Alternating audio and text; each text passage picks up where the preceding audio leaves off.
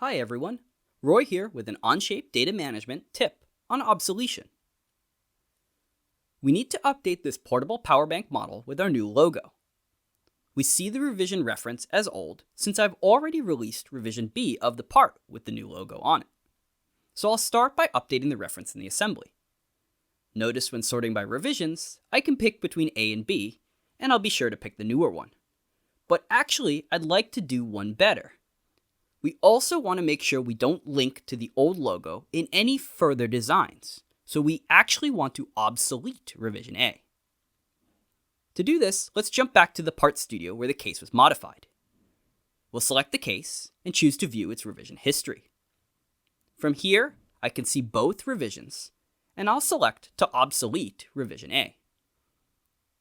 This will bring up the obsolation dialog, where I'll fill in the appropriate fields and select to obsolete it.